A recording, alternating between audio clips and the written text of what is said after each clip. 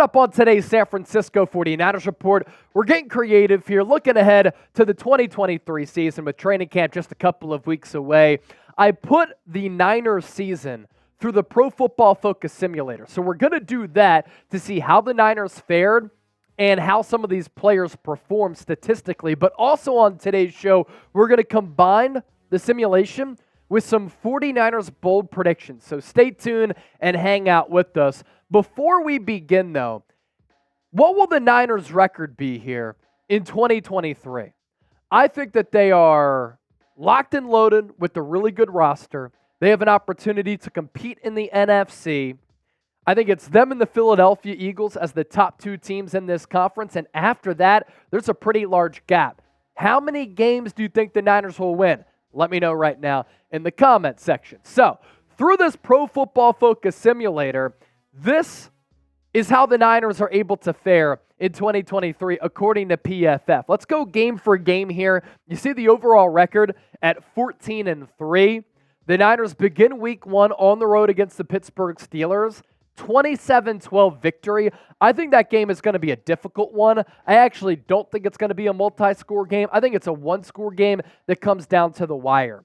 Week two, Pro Football Focus has the Niners losing to the Los Angeles Rams 24-20. That result would shock me. How about the numbers here? San Francisco dropping a 50-burger against the New York Giants in their home opener in week three. Week four, against the Arizona Cardinals, another high-scoring game, 49-41 victory. If the Cardinals score 41 on this defense, I'll be very surprised because I don't imagine that Kyler Murray is going to play. Week 5 against the Cowboys, San Francisco continues to rule those frauds in Dallas, 21-10 victory. Week 6 on the road against Cleveland, San Francisco winning by 10 here, 30-20. Week 7 on the road against Minnesota, kind of a difficult game, hostile environment, but not difficult for the Niners on this occasion, 33-20 victory. Week after that, remember that game back in 2021, how entertaining it was? Overtime victory on that Brandon Aiyuk toe drag swag along the sideline, touchdown in OT. Niners win this one once again over Cincinnati, 28-20. Week 9 is the bye week. Week 10, weird score against the Jags. Sometimes that cross-country trip, playing in the humidity, things can get weird. 15-7 certainly fits that weird billing. Week 11 against the Bucs. I think Tampa Bay could be in the running for Caleb Williams. 26-13 dub for San Francisco. On the road against Seattle, a close one. 4-point win for the Niners, 28-24. A loss to the Philadelphia Eagles. 24-13, 11-point defeat in a rematch of the NFC Championship game. Going to be one of the better games on the NFL calendar this year. Week 14, once again, Niners beating the Seahawks, this time 19-12. Very reminiscent of the score and the game flow of last year's game in Seattle when the Niners won the division. And then to round out the year, 34-15 win against Arizona, 22-21 over Baltimore, a loss to the Commanders, 17-10, and then the Niners round out the season, beating the Rams 27-8 to split that season series. So an overall record here of 14-3, the same record as last year for San Francisco.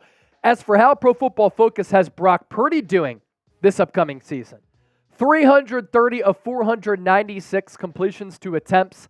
He's able to complete about 66.5% of his throws. Only 20 touchdowns to 9 interceptions, less than 4,000 yards.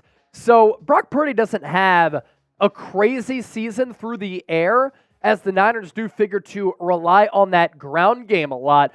A bold prediction that I have. The 49ers, ladies and gentlemen, prior to the start of the regular season, trade Trey Lance. Sam Darnold plays well enough to make Trey Lance expendable, and Lance does perform well throughout training camp and OTAs, but with him having that large cap hit the next 2 years, $9 million and $10 million, the Niners save some money here. They get some assets back for Trey Lance while still being comfortable that Darnold can step in if Brock Purdy were to get injured, and they give Lance an opportunity to continue his NFL career elsewhere and restart with a blank slate. That's one of my bold predictions here. Let me know what you think about it. The receiving simulation. Niners have George Kittle leading the way through the air, 76 catches, 929 yards, and 3 touchdowns.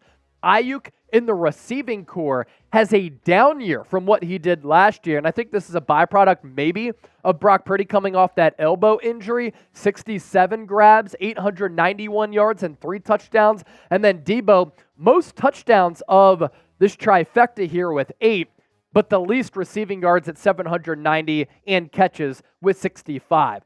Bold prediction for Aiyuk here. Those Aiyuk numbers are disrespectful, and maybe the Brock Purdy numbers are slighting him just a bit. I think Aiyuk once again surpasses 1,000 yards easily, and I think he goes between 1,300 and 1,500 yards. You look at his rise, his first 3 years, he hasn't quite been in that threshold.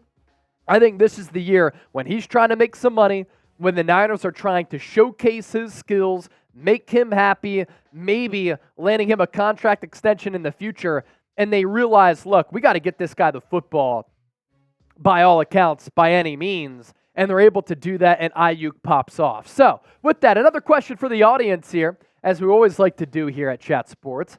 Leading receiver, as far as yards go, PFF has Kittle. Are you going Kittle, Aiyuk, Deebo? Let me know.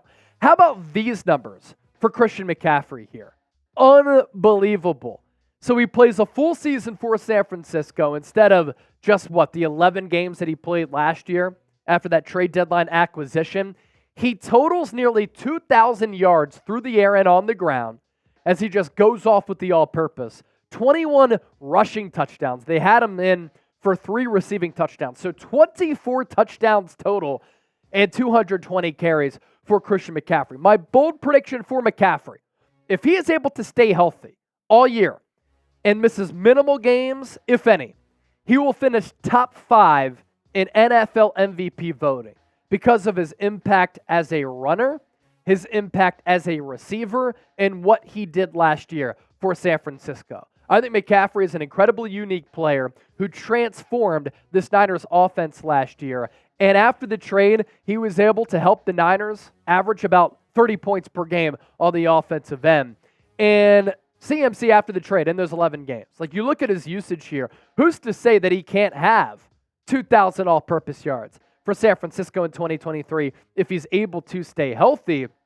And then for some of these other running backs, their projections somewhat interesting, and it does tell a story because PFF doesn't have Brock Purdy airing it out and chucking it all over the yard, resulting in a lot of yards thrown, right? And that's because San Francisco runs the football a lot, according to Pro Football Focus, and that is a forte and the bread and butter for Kyle Shanahan's offense. Elijah Mitchell, 100 carries, 857 yards. That is more than 8 yards per carry. And then Jordan Mason, 45 carries for 397 yards. So you have CMC going off for nearly 2,000 all-purpose. And then you have your other 2 backs combining for more than 1,000 here. That would be a successful season for the Niners. I hope that Jordan Mason gets used more, and I hope Elijah Mitchell has more than just 100 carries.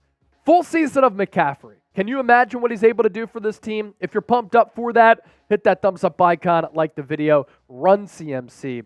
Going to be doing a lot of damage for the Niners here if he's able to stay upright and healthy. Pro Football Focus did not do stat projections for defense, but leave it to your boy to have some defensive predictions here.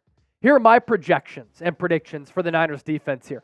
Nick Bosa, 18.5 sacks last year. He has 14.5 this year.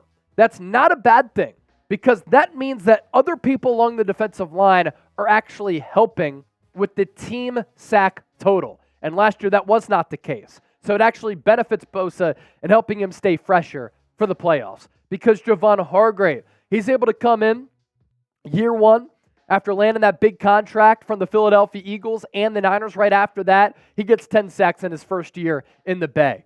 Ji'Ayir Brown is the safety who starts alongside Talanoa Hufanga as Deshaun Gibson is a backup. Fred Warner will be named an All-Pro. He's already the best off-ball linebacker, so this adds to what could be a Hall of Fame career. It's wild that he's still in his mid-20s, by the way.